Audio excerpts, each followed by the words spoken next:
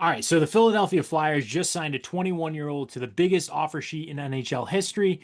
You already know this, but I'm going to tell you anyway. 5 years, $90 million, $18 million per year when Leo Carlsson's contract goes into effect. Whether with Anaheim, if they try to match, or the Flyers, he will be the highest paid player in the entire NHL at 21 years old, higher than every other superstar in this league. He's played 3 NHL seasons. That's it. And he'll be the biggest single cap hit any player has ever signed in this salary cap era. For years, offer sheets were considered a no go in the NHL in free agency. Something you don't do, unwritten rule between general managers. That rule today, I am declaring dead. And the entire NHL is going to look different because of it in free agency and how teams change. So let me walk you through this offer sheet history because I want to think about this for a sec. Over the last 5 years, because I think it tells the whole story. August 2021, the Carolina Hurricanes, signed Kakanyemi to a 1 year, $6.1 million offer sheet. That one was retaliation because 2 years earlier, in 2019, Montreal Canadiens tried to sign Aho to a 5 year offer sheet and tried to steal him from us. We matched, but Don Waddell, our general manager at the time, didn't forget, and Kakanyemi hit restricted free agency 2 years later. Waddell signed him to an offer sheet with a signing bonus of $20. I'll link to that video below. That was all mocking what they tried to do with Aho. So Montreal declined to match. We sent Montreal a first round pick and a third round pick. Then nothing for 3 years. Not a single offer sheet signed in the NHL for the next 3 years after that. Until the summer of 24, the Blues, I mean, I don't know who expected it. I didn't, but they signed Philip Broberg and Dylan Holloway from the Edmonton Oilers on the same day, 2 offer sheets, one afternoon. But think about the contract size. Broberg's was 2 years at 4.8 million. Holloway's was 2 years at 2.29 million. Edmonton didn't match either one. St. Louis walked away with a couple young guys for like a second and third round pick. So GMs in the league watched it again. But now, July 2026, offseason open July 1st. We're on July 6th. July 3rd, 2 more offer sheets. Barrett Hayton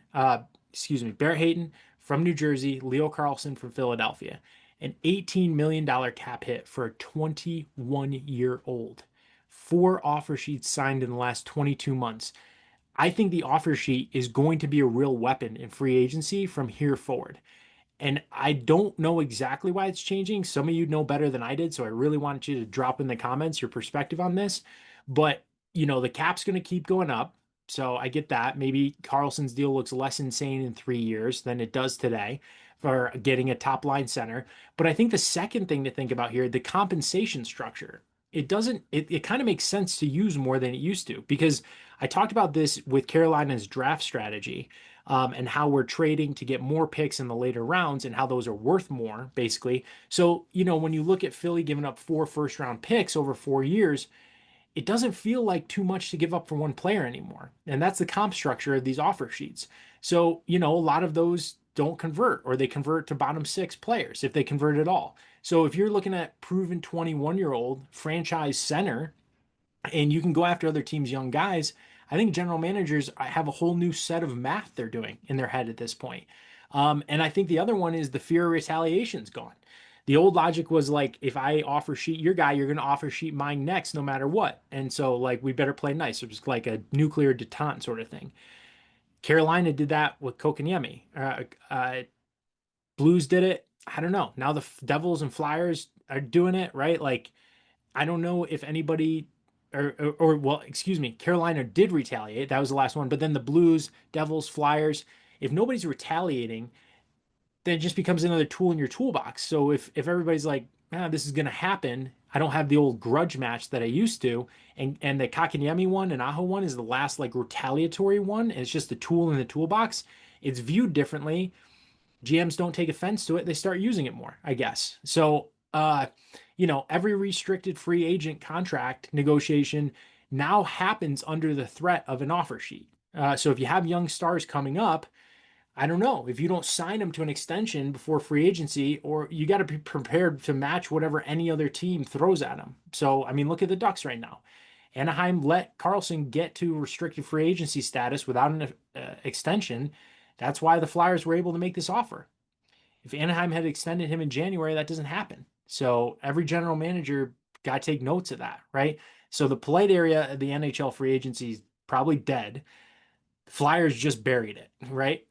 With the biggest offer she'd ever signed, given to a 21-year-old who wasn't even, the next 5 years, I mean, are going to look nothing like the last 20 because the last 20 offer sheets weren't this big of a thing. And more offer sheets, bigger dollar values, restricted free agents actually having a ton of leverage going into free agency. Um, Teams having to play a very different game with their free agents. So anyway, that's my thought on this. Last one probably that I'll make on this topic. And if you're a Caniac, hit that like and subscribe. And let me know your thoughts in the comments about how this is going to change the league. Catch you in the next video.